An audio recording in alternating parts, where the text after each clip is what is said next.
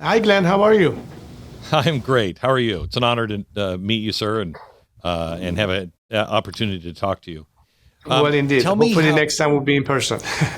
Yes, hopefully it will be in Iran, a free Iran. Indeed. Tell me, we were watching with bated breath. It felt a little like when the Berlin Wall fell, as we were watching the uprising in the streets, and it then it just stopped and they started rounding people up. Do you have any idea of a real number of the number of people that were killed and the number of people that have been arrested for protesting? As far as the death toll is concerned, Glenn, we had received reports of approximately 36,500 people in the first 2 days. The numbers might be more because the full tally has yet to be assessed as a result of the information blackout. There are continued arrests taking place of medical practitioners, doctors, nurses. Sometimes they go into hospitals and finish off the wounded on their Yeah. hospital beds. Many people have been jailed. God knows what's going to happen to them. Uh, Unfortunately, I don't think that the level of violence has diminished by the regime, and a lot of it has happened in complete blackout. But as far as the initial 2 days casualties are concerned, it's over 36,000 people, unfortunately. So what happened? Why did the regime act this way? Donald Trump is pretty clear on things. Now we have an armada coming that way. Um, what do you think their strategy is? Regimes that are on the border of total collapse take desperate measures as a last resort to somehow cling on to power, even at the expense of losing total legitimacy in such an act of brutality and genocide. But it's not the first time we've seen this happen. Unfortunately, this time it's the Iranian people who are its victim. And frankly, I think this is a moment in time where any element that would be like a rescue mission. It's a humanitarian intervention that is needed to protect more lives from being killed innocently. This is what's at stake right now, and I think President Trump clearly indicated that this is not going to fly. It's not Right. acceptable by any standards, and that the Iranian people can count on his intervention and support as he promised. And everybody is anticipating anxiously for this action to take place sooner rather You than you later. you said at one point that you would consider even bringing some of the people from the IRGC in, and you don't want to purge. You kind of want reconciliation, but how would you do that with people who have just rounded 37,000 people up and killed them?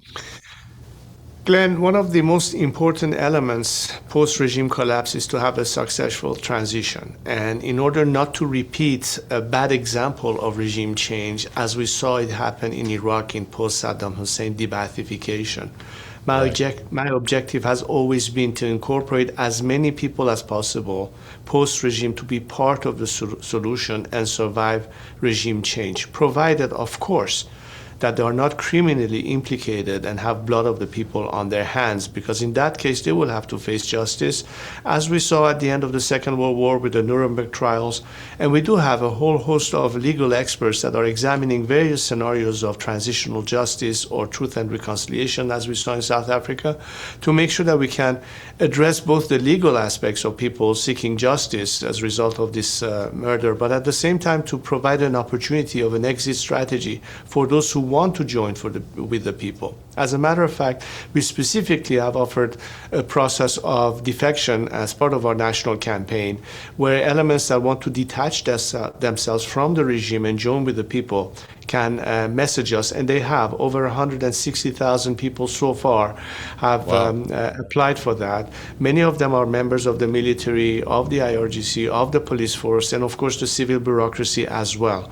All of this to say that we intend not only to put an end to this regime, but to fill the void in a very smooth and stable transition. And clearly, it is important to make sure that the people who have the guns in their hands are there this time to protect the land and the people, as opposed to be an instrument of repression against the people. And the remaining pockets of resistance will be minimalized in terms of them having a possibility to, distract us from the main goal that we have. So there are people that say, the youth in Iran do not remember you. I mean, if you look like me or you remember it. I remember your family leaving. But how do you plan on reaching those who may not be for a return of your family or a reign like this? I mean, do you have enough support on the ground through all age groups to be able to pull this off?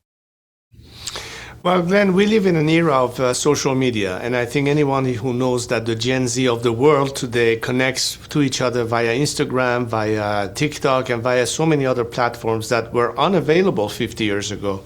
They have a different means of communicating and getting their information from inside and the outside world. And it's the Iranian Gen Z that is leading this fight, and millions of them in the streets chanted my name, chanted my family names, said Reza Pahlavi and the return of the Pahlavi to Iran. All of this demonstrate that are clearly identifying themselves in terms of the person leading them to that change in myself. They recognize this role in me, and I've been responding to their call. And as a result of my call to action, millions of them were mobilized inside Iran and went to the streets in every province of Iran, in the 31 provinces of Iran, and over 500 cities in Iran. They were out there chanting my name and responding to my call to action. And so did the diaspora outside in terms of organizing massive demonstrations in support of the Iranian people in the four corners of the world, from Australia to Canada to in the United States and in Europe. All of this showing that they see in me the person uniquely qualified and in position to play that role for them, to be an agent of change, to be a bridge to a destination that hopefully will be a secular democratic system to replace this religious dictatorship. So, new constitution, new system, new elections. How does it look in your head? Look, the principle that binds us all together as Iranian secular democrats, irrespective of our political differences in terms of the final form that such a democracy could take. It could be a republic, it could be a constitutional monarchy. The whole point is to allow for a process whereby through the ballot box and the majority decision, the Iranians are capable to define and decide for themselves what the future will be. Now, there are four core principles that have been part of my condition to form a coalition of the like-minded people. Number one is Iran's territorial integrity, which is very important to any nationalist Iranian. Number two is the clear separation of religion from state, which is a prerequisite to democratic order. Individual liberties and equality of all citizens under the law. And finally, the right for the Iranian people to determine their own political future by means of the ballot box. For that, the transitional government is tasked with not only running the country's affairs in the meantime, but organizing elections to a constitutional assembly, which is where the final debate will take shape as to exactly what form Iranians could opt for as a future secular democratic system. And based on that, through several phases, people will be able to ratify the constitutional project, ratify the constitution, adopt the next system, and then we will have the elections of the first new parliament and the first new government of that future democracy, which at which point the transitional government will turn over control and power to the elected representative of this new government. That's the process that I see as of this moment until then. So first we have to bring this regime to its knees and force it to collapse. Immediately transition to a transition phase, and we have a very comprehensive plan for that that has been prepared for me by a number of experts, economists, jurists, specialists. The first 100 days of exactly how we're going to manage that, stabilize the economy, make sure we have a smooth transition. And all of this is not just in our interest, but I think the world looking in as to how this will be filled with. We have a very detailed, comprehensive plan, which is part of my presentation, not just to the Iranian citizens, but also at the international level, so various decision makers and governments can exactly understand the mechanics that we propose as to how we're going to achieve that. So we have the Trump administration going into talks in Oman. Is there some sort of nuclear deal or anything that, I mean, I'm having a hard time with the 37,000 dead, and then negotiating with people we know we can't trust. Is there any kind of deal that could come out of there that would be satisfying to you or to the Iranian people? Glenn, your instincts are absolutely right. And I think beyond the moral issue that it implies, you should also remember that there's something that you simply cannot change in the sense of having a different DNA for the regime. This regime from the very beginning, in its DNA, in its behavior and comportment, its entire ideological basis of exporting this radical interpretation that has been hostile to the United States, that has been hostile to countries like Israel, that has been basically anti-West, anti-democracy. From the get-go, that was in their DNA. They never negotiated with the intentions to actually come back to the fold. The only technique that they have used, or tactic rather, that they have used was to gain time and buy time. This is yet another example of the regime trying to buy time, to ride out the Trump administration, hoping that the next administration will not be as resolute for it. That's a game they've been playing for years, and I think the world should say enough already. 47 years later, enough have been given as a chance for this regime to go clean. The best investment that world leaders, President Trump and American citizens can have is to invest on the people of Iran and not on a regime that is dying as a result of mismanagement and corruption. It's been totally, lost its legitimacy, particularly in the aftermath of this genocide. This is a golden opportunity that faces the entire world. How a different Iran would be able to be impactful in changing the entire circumstances the world over, starting with our own region. This regime has fallen way short of that. It does not represent the Iranian people. Negotiating with this regime is another slap in the face of the Iranian people. I don't think Iranians should have died in vain. They deserve better. And I think President Trump is someone who is a man of his word, is a peacemaker, and he understands that the best way to achieve peace is not to rely on a regime that will betray you yet again, but a nation that stands ready to step in and say, we are your friends, we are your partners for a different future.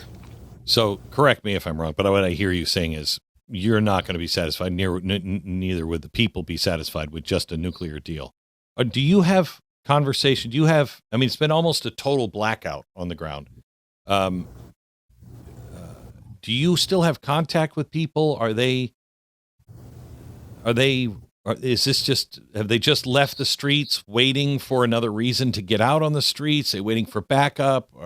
What is the mood there? Do you know?